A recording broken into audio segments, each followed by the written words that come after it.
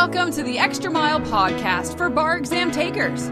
There are no traffic jams along the Extra Mile when you're studying for your bar exam. And now, your host, Jackson Mummy, owner of the Celebration Bar Review.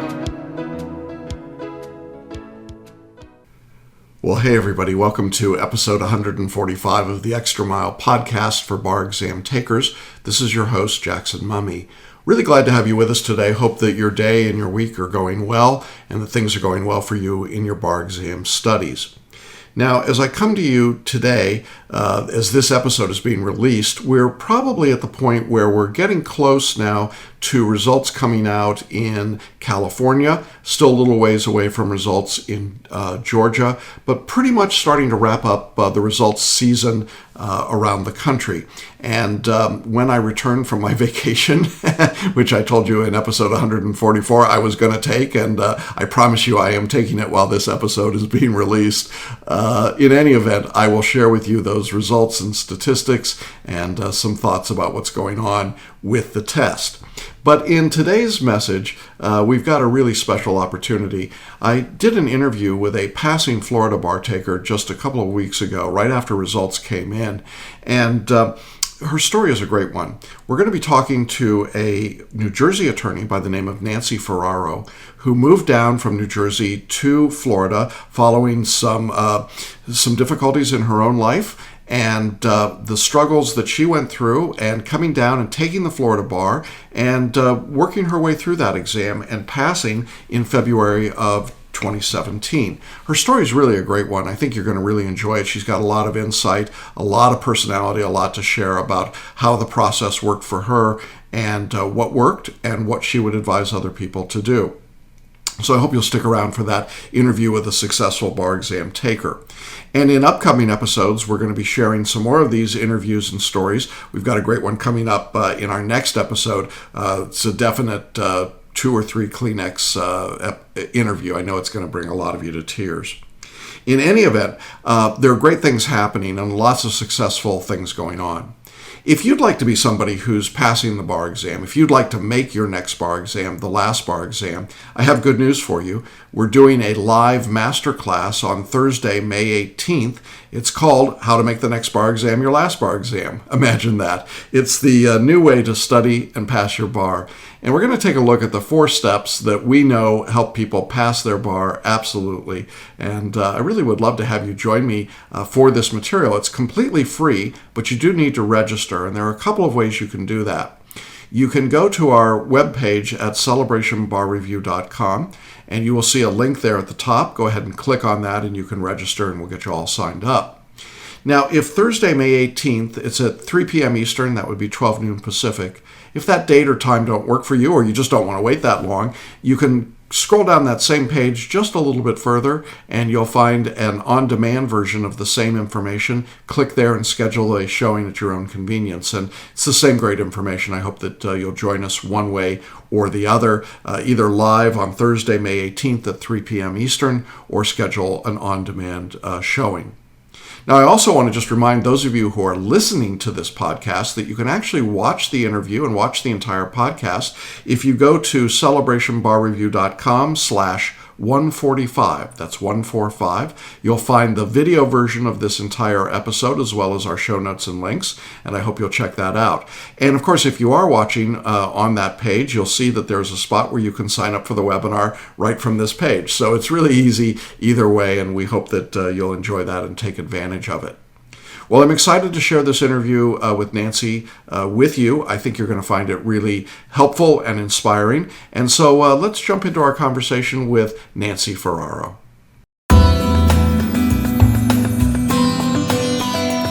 Well, hey, everybody. Welcome to Hanging Out with Successful Bar Exam Takers. We've got a really great opportunity today to talk to a student who has just passed the Florida bar exam, Nancy Ferraro. Hi, Nancy. How are you? Hi, Jackson. I'm great. How are you? I'm good. I imagine you're feeling pretty much on top of the world right now. I am. A little scary, but yeah. It's a whole new beginning. Very exciting. Well, why don't you share with our audience a little bit of your story and how you got to be in a position to take the Florida bar, and let's sort of let people into this journey that you've been on for a while.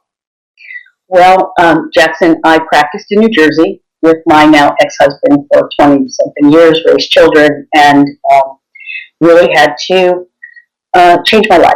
And so one very cold day in January, I got in the car and drove from New Jersey to Florida with really not a big plan, except that I wanted to do anything but practice law. Over that time, I met and came to work with a boutique attorney here in Florida, and watching the way he practiced and the way he was with his clients really inspired me to want to practice. And I realized I wasn't done yet. So that's what inspired me to want to take the Florida bar, because although my focus in New Jersey was to make a career, yes, to help people, but early in my career it was about making money and supporting myself and trying to build a life. Now in my 50s, God knows what I was thinking to do this again, but my focus became a little different because I've always felt a responsibility to the greater community. And realizing over the past year working for this attorney that I couldn't open my mouth in my own right. I had to run into his office and have him stamp me on the forehead before I could speak anything, even though I knew the answers. And I feel an affinity toward the underserved communities. And yes, I am going to have to make a living, and I'm going to practice in the areas of probate and estate planning, because I have learned how to set up a department here and know how to run that. And that's fun, and I love the work. But I believe that my real calling is to speak to perhaps the LGBT community. As you know, there's a big elderly population here, and there's a lot of abuse and nursing home violations. And I have a little stick in my craw about that. Evictions for non-payment or assisted living facilities. That's really in my craw. So the fact that I can be admitted to practice law is one step in that, and it's very gratifying that I get to do that. Yeah. One of the things that we talk about, Nancy, here at Celebration Bar Review is that our mission is to empower and bring people, we think, who have a voice into the bar that need to be heard. And in this day and age, in this time, I think that's even more important than when we started out. And so your story, coming from New Jersey, being a licensed attorney, coming to Florida, and then saying, all right, now how do I put the pieces back together? What do I do? Is really a redemption story in some regards. And it's an exciting one. But as you briefly mentioned, you got to be crazy, a little crazy, to want to take the bar exam as an adult. And I'd like you to talk a little bit about that, because I know there are a lot of people in our audience who are thinking, maybe I'm going to move somewhere. Maybe it's not necessarily Florida, but I'm going to move somewhere and I might have to take the bar again. And I'm licensed, and what's that going to be like? Can you speak to that a bit? Yeah, I really can, and it hits home a lot for me because I lived it. When you're a licensed attorney, you take for granted that people listen to you a little more closely because you have the ESQ behind your name. And whether or not you plan to practice law or whatever you plan to do with it, I think that it opens doors for you. People take it a little more seriously, and that's really what it means for me. Yeah. I've always told my son, who gave me a bit of a fit studying in high school, if you want to be a street sweeper, that's great, but make that your choice. You close that door. Don't let the world close doors against you. So I strive to live what I preach, and if I choose to do pro bono work for the rest of my life, that'll be my choice. It's not the world closing the door against me. I'm opening the door. Yeah. And so what was it like for you to come back to this study realm after having been away for so many years? Well, it was a little crazy. As you know, Jackson, I did not pass the first time around. And so that was devastating. You go in with kind of an ego about it. I've been practicing law for so many years. Of course, this is going to be a walk in the park. And I believe that part of it, I was a little bit in denial the first go around. And I think I needed to fail that first time, even though I did pass Florida. I needed that experience to show me really what I needed to do to listen and to listen to you. There were things that hit home with me the second go round that didn't really register the first time. Yeah.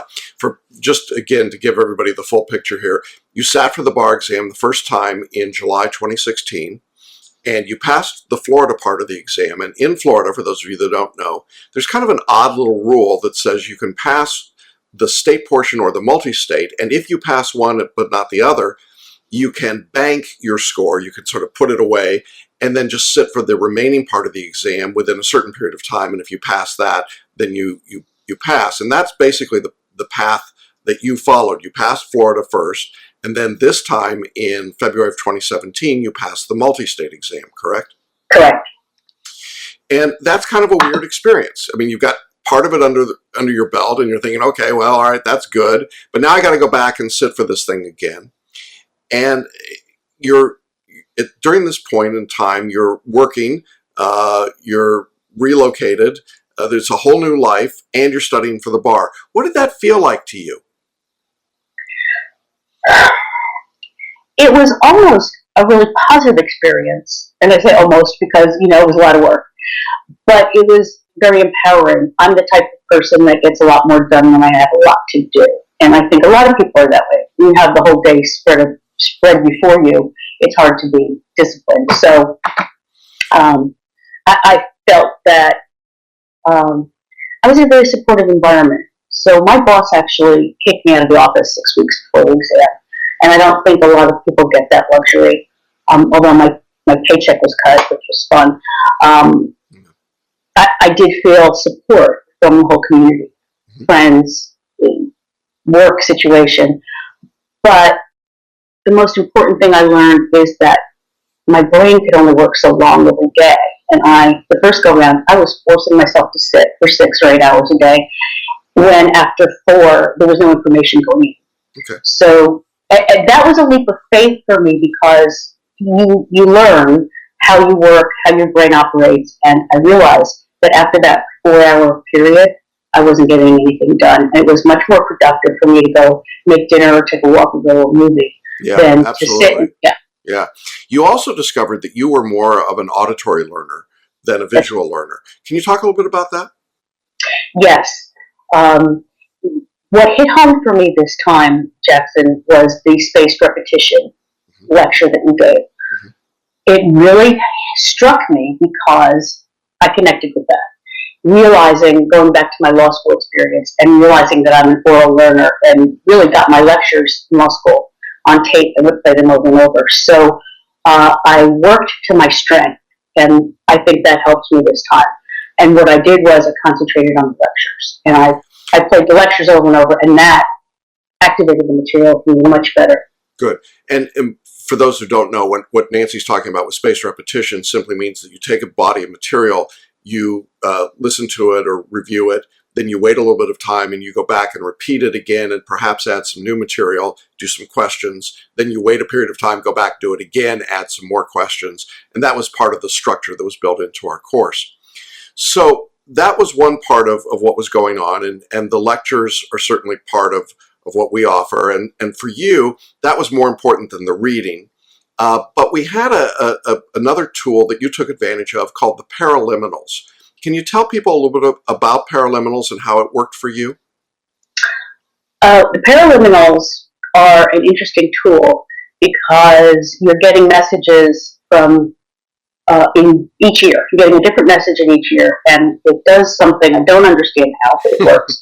And you don't have to actually know how to fix a car in order to drive it, so I took that on faith. Yeah.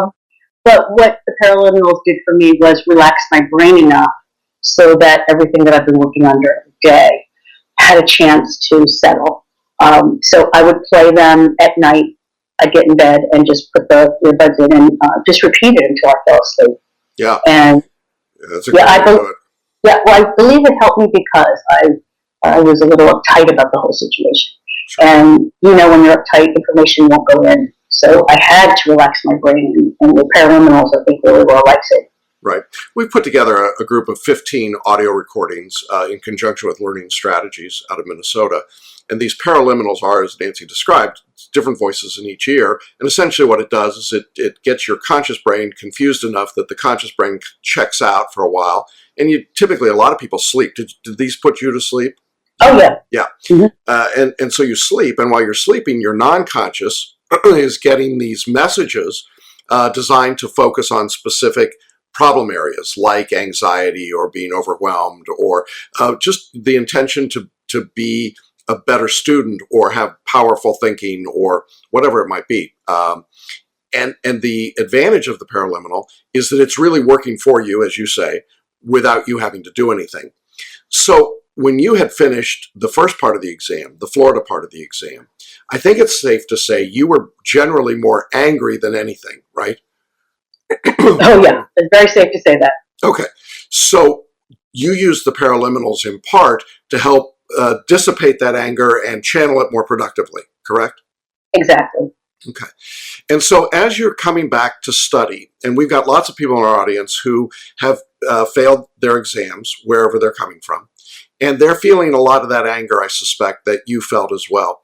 What would you say to people about how to manage that and make it work productively for you so that you can get through the next exam? I think that anger can be a great motivator because it's a challenge to me. You tell me I can't do something and you know darn well I'm going to prove you wrong.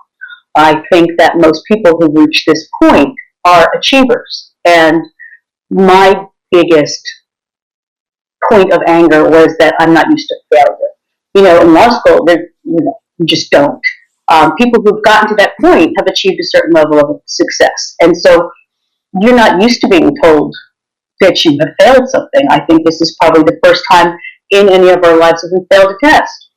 And it's demeaning and it's heartbreaking, but it's also humbling, and you realize that you have to move your ego out of the way. It's not about what you know. It's not about how smart you are. It's about a system. It's a procedure for passing this particular test. And once you get your ego out of the way, things start to smooth out. Yeah. And how did you approach the multi-state exam this time? Did you do anything differently studying for this part the second time? What I did was, Jackson, I took the schedule and I worked backwards. And I knew that I wanted to give myself at least a week from the finish point. And so I took that schedule, I put a date on the last page and worked back. And that's how I scheduled my time to study. And I knew after listening to your lecture that the space repetition was going to be important to me. And you'll notice I was on Facebook asking people for timestamps for certain subjects. Yeah. And whenever I had a question, I'd go to the written materials and I'd listen to that part of the lecture and I'd work it out. And half the time when I posted a question on Facebook, by the time I posted it, I figured out the answer. And it's all there. It's all there. It's all in the materials. And it was not a failure of information. It was the way I was reading the question. And so I learned to read very carefully, not to jump, and to trust my instincts. That was the biggest surprise for me. Let's talk about that instinctual approach, because that is a big thing. Rather than trying to grind your way through it, what happens when you become a little more instinctual, or what did that mean to you to be more instinctual? It means knowing the answer, not knowing why. And after you finish fighting that, I go, oh my God, I don't know why I know this. And I would try to figure out why. And then I realized that it doesn't matter why. It doesn't matter why. Trust the process. Trust the process. Trust the process. And yes, you have to stay in the zone. So I was very careful about the paraliminals. I was very careful about my study schedule. I was very careful about outside noise because, as you know, I had to stop watching the news. Studying the Constitution, I just had to stop watching the news. So you have to insulate yourself. You have to protect yourself. And you have to stay in that zone of, I don't know why it's right, but I don't care. Yeah, and that's really a hard thing to do, isn't it? When you're used to being in control and you're used to knowing, the approach that we teach is one where you trust that you've learned the material and that you actually have an intuitive or an instinctive or a gut reaction to it. Trust that rather than trying to hyperanalyze it. The hyperanalysts really sort of chase their tails with this exam, and it's too difficult a test anymore to be able to say, oh, that's obviously a wrong answer. There aren't a lot of obvious wrong answers anymore in the multi-state. So you take this more instinctive approach to the exam. What was it like going back to Tampa the second time to sit for the exam? It was deja vu all over again. It was frightening, but it was empowering as well, because I thought, now I'm coming to get you. Here I am. Watch out, I'm coming to get you. And I followed all of your advice. I dressed for business, and I came and I did my business. And, in a dress and heels and pearls and the whole shebang, and I felt a little silly. Kind of freaks people out, doesn't it? It does. I felt a little silly at the beginning, but after a while, people were looking at me like, well, she must know something we don't know. And actually, I did know something. I know Jackson. Well, that's very kind of you. Again, for those of you that don't know, I advise my students to dress for the bar exam like they're going to court, because I think it not only does it freak some people out, but it also just sort of sets the tone. It was like, yeah, I do know something, and I'm here to do business, and I'm serious about this. And you were very serious in your study and very serious in your approach. And why would that change on the day of the exam, right? So you sit for the multi-state day, and now you've got this 6 weeks of waiting. What was that like for you? It was pretty horrible. I walked out feeling like I owned it, and then, as time goes by, maybe I didn't pass, maybe I didn't. I either killed it or it killed me. And it's that 6 week time frame. I walked around saying to people I didn't care anymore, but it was just a facade. I really did care. That's a very challenging time, because it's out of, I'm a control freak. I've raised children, raised a handicapped child, and that, as you know, is crazy. You have to be in control of every minute. I am a person who likes everything tied up with a bow, and the whole 6 weeks I'm thinking, it's a Scantron. They'll know in 5 minutes. Why can't they just tell me? That's a very hard time, and you have to fight the urge to maybe even start studying again, because you've convinced yourself that you failed. Yeah. But I did something really important, I think. What was that? I came out of the exam and I threw all my books away. Okay. Except for Florida, because they're really great little references, actually. But I thought, even if I have to take it again, I'm going to need new books anyway. But it was the symbolism of throwing away the books and the notes and making a step. It was a ritual for me. I love that. So exam day comes, exam results day comes. Tell me about finding out your results. How did that happen, and what was it like? Well, I went online, and shaking, of course, and I had the website up, right? So I had the website up, and every 5 minutes I'd walk by and hit the refresh button. I said, God, how long are they going to make me wait?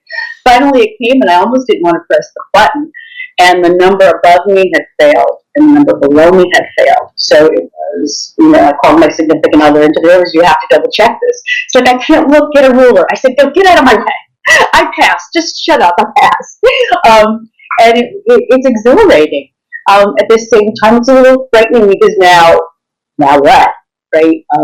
So you have to go once more to the breach, forge ahead, and make a plan. And at the same time as it's exhilarating and exciting, it's also a little scary, because 51 years old, starting a new life, and all that entails, reinventing my career and starting all over in a different place and in a new career, so to speak, because there's networking. You have to make all kinds of connections all over again, and so it's a little scary. And what did your family think about all this?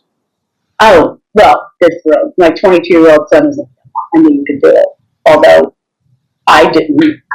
You need your family around you to say, even when you lose faith in yourself, it's important to have that support system, because they have faith in you, and sometimes you need that. You just can't muster it and say, I can't do this. But come on, Mom, you're going to do this. Yeah. And, the people that are close to you, that love you and are around you, they are going through the exam as well. I mean, in every respect, except literally sitting in the room, they are feeling all of that. And so I think it's always great when you can share the result at that moment with somebody that's important in your life, and they get to see that moment and share it with you. So that had to be really special for you.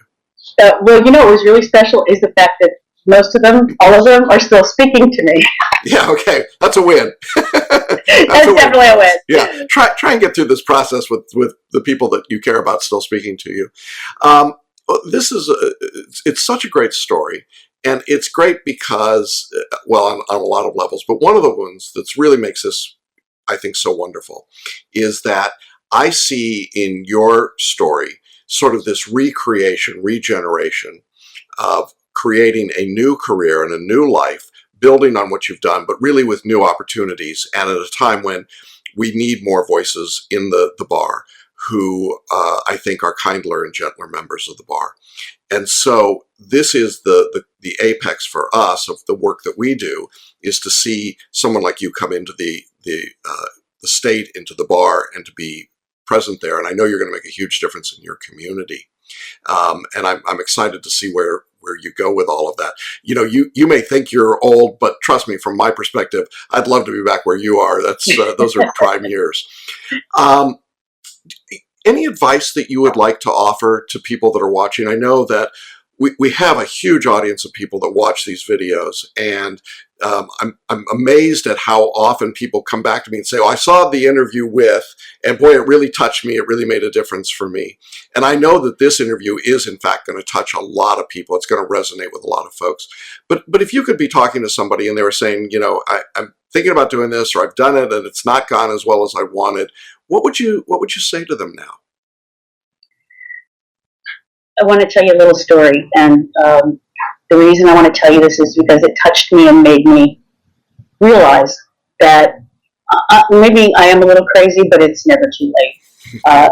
Last year, I participated in a Leaders for Literacy event, and we went to the equivalency high school, and there were people of all ages there, and I got the opportunity to meet, you know, a man who was, I think he was in his 60s and learning English, but very bright. And he stood up in the back of the room and he said, "My name is," but I can't remember his name, "and I'm 60 years old. And do you think it's too late for me to go to law school?" And I was so touched by that, and I said, "Absolutely not." So the message is, you know, it's not too late. I would be representing people in New Jersey, and I practice matrimonial law. So I get these clients, and they come in after 25 years of marriage, and I think, why bother at this stage of the game? And then I got to this stage of the game, and I realized why. Life is not over. It's a whole new chapter, and it's very exciting. This is the chance to reinvent your life into what you want, what you feel your calling is, and really make a difference in the world. Because, you know, in your 20s and 30s, you're really focused on raising a family, making money, supporting yourself. And it's passing the bar is critical to the rest of your life. And that's the way it feels anyway. This time around, it didn't feel like critical to the rest of my life, but in a way it was. Because that empowerment, that the ESG puts behind your name, as I said, it opens doors. And, you know, at this point, if I want to close doors, let that be up to me. Yeah.